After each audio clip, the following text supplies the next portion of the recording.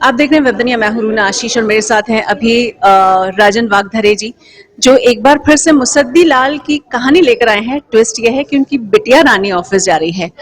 Office जाना मजा आता है आपको? आप क्रिएटिव लोग हैं, आपको ऑफिस में मजा आता है? बिल्कुल मजा आता है। मेरा मतलब ऑफिस मेरा तो काम ही है, तो शूटिंग तो वहां पर मतलब आई मीन मजे आते हैं। सो आपको 9 to 5 काइंड ऑफ जॉब चल जाता है ना कभी? नहीं बिल्कुल नहीं, बिकॉज हम लोग तो 24 आवर्स काम करने वाले हैं। अगर सो भी गए तो दिमाग में ना भाई कॉन्शियस माइंड में चलता रहता है, कहानी चलती रहती है, कॉन्सेप्ट चलते रहते हैं, कैरेक्टर्स चलते रहते हैं। तो ऐसे में अभी तक तो मुसद्दी लाल जा रहे थे, अब उनकी बिटिया जा रही है ऑफिस में। जी जी।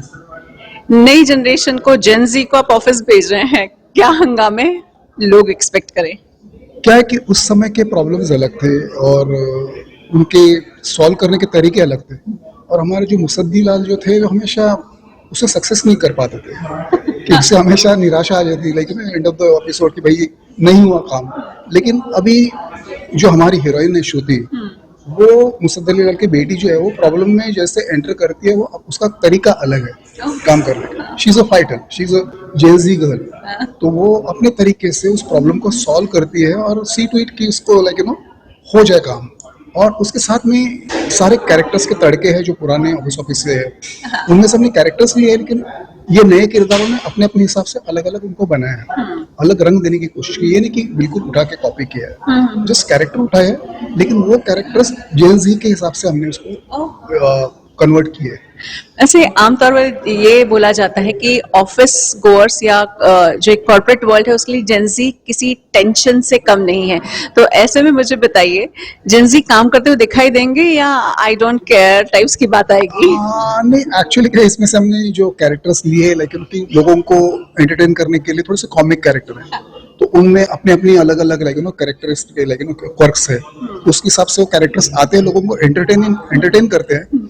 हमने प्रॉब्लम को ज्यादा उतना सीरियस नहीं लिया, बट लोगों को गुदगुदाते रहेंगे, आपकी जब भी इनकी हिस्ट्री की भी मैं बात करती हूँ तो श्रीमान श्रीमती हो या फिर यम है, हम ऐसे जो आप प्लॉट लेकर आए हैं, अगेन गुदगुदाने वाले हैं। जी जी। लेकिन कभी ऐसा हुआ कि आपको बहुत सीरियस कोई एक्टर को अपने पास इस साइड अपने ऑफिस में बुलाना है, तो कौन हो सकता है? ऑफिस मैंने बहुत सारे सीरियस लोगों को कॉमेडी करवाई है। मतलब दूरदर्शन के साथ तो मैंने, आप जानती होगी, श्रीमान श्रीमती 25 साल पहले मेरी पहली कॉमेडी थी, और अभी आज भी उनके साथ में कर रहा हूँ।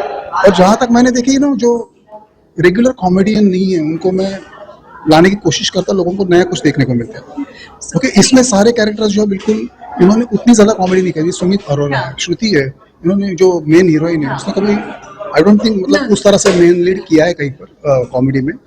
तो उनके साथ काम करने में मजा आता है, एक अलग एंगल मिलता है, अलग एक उनकी सोच होती है कॉमेडी के लिए। लेकिन but do you have some wish list कि मैं इसको अब लाना चाहता हूँ और भगवान करे पूरी भी हो जाए? मतलब सीरियस वाले, मतलब जो भी है मतलब काम कर रहे हैं आज के टाइम पे, पंकज जी को मैं लाना चाहूंगा आउट एंड आउट कॉमेडी के लिए, कि वो हमेशा दबी हुई कॉमेडी करते हैं। और मेरा जो नेचर है, मेरा जो कॉमेडी का ये है, स्टाइल है, वो बिल्कुल मैडनिंग है, बिल्कुल मैडनिंग है। तो मैं चाहता हूँ वो ऐसे कोई सीरियल में काम करे जिसमें बिल्कुल खुल के आए। कॉमेडी में एक बहुत अलग सी चीज है कि आजकल गालियां का उसका प्रयोग हो जाता है, मतलब बिना उसके शुरू हुए काम नहीं होता है। हमारे देश में एक बहुत बड़ा तबका ऐसा है जो अभी भी गालियों से इतना कंफर्म नहीं है, इतना कंफर्टेबल नहीं है, अप्रूव नहीं करता है। मैं खुद भी अप्रूव नहीं करती हूँ, क्योंकि कम्युनिकेशन के लिए आपको बैसाखी की जरूरत नहीं है, ऐसा मुझे भी लगता है। आपको क्या लगता है, अगर यही शो आपका किसी और नॉर्मल ओटीटी पे जाए तो क्या आप उसमें गालियां डालेंगे just to make it more? बिल्कुल, मेरा काम करने का तरीका बिल्कुल अलग है। जितनी मैंने आज तक कॉमेडी बनाई उसमें जरूर सब्जेक्ट बोलता, श्रीमान श्रीमती सब्जेक्ट बोलता हमारा कि दूसरे की बीवी अच्छी लगना, लेकिन उसमें वल्गैरिटी कहीं नहीं आई ना। उसमें क्या है कि मैं हमेशा ये देखता हूँ कि मैं जो भी सीन करता हूँ, जो भी एपिसोड करता हूँ, कि एक बच्चा अपने फैमिली के साथ देख के आराम से कंफर्टेबली देख सके। तो मेरा ऑडियंस वो है, और उनको दिमाग में रखते हुए मैं सारे मेरे जो प्लॉट्स है, जो इम्प्रोवाइजेशन है, वो मैं करता हूँ। गालियों के लिए कोई मेरे पास जगह नहीं है, ना वल्गैरिटी के लिए है। एक है एंटरटेनिंग बनाता हूँ, और पूरी फैमिली के साथ में मजा आना चाहिए। बिल्कुल। और अब जब कॉमेडी बहुत अलग रूप में भी आती है, गालियां चलिए हम छोड़ भी देते हैं, लेकिन रोस्टिंग भी बहुत होता है, जो कभी कभी और कहीं कहीं बिलो द बेल्ट वाला भी सिचुएशन आ जाती है। ऐसी टफ कंडीशन में एक प्योर, सुंदर, साफ सुथरी, हल्की फुल्की लेकिन दिल को चुराने वाली कॉमेडी बनाने में आपको क्या प्रॉब्लम है, specially when it comes to writing and understanding the today's audience, क्योंकि अब ऑडियंस एंड दर्शक चेंज हो गए हैं। वो जो ऑडियंस है ना, वो टिपिकल रील्स देखने वाले ऑडियंस है, जो लोग कुछ अच्छी चीज देख के मजे लेते हैं, फैमिली के साथ देखते हैं, वो ऑडियंस बिल्कुल अलग है। और मैं नहीं चाहता हूँ लेकिन कि मैं जिंदगी में उस तरह का कुछ काम करूँ। मैंने हमेशा क्वालिटी वर्क किया है, और जो जैसे मैंने कहा आपको कि एक मेरा सामने का ऑडियंस कौन देख रहा है उसको मैं देखते रहता हूँ कि ये किस तक पहुंचेगी कॉमेडी, कौन समझ पाएगा उसको। सिंपल रहता है, मामला सिंपल है, उसमें कोई मैं लोड नहीं लेता हूँ कि मुझे बहुत कुछ बातें उसमें कहनी है। बस लोगों को एंटरटेन करो और साफ सुथरी कॉमेडी दो।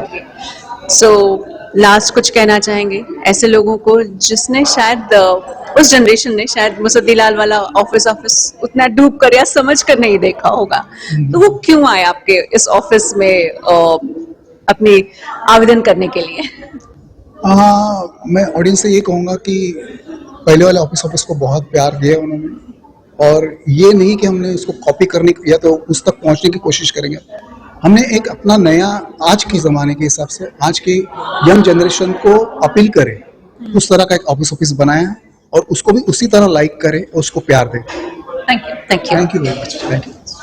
Thank you ma'am.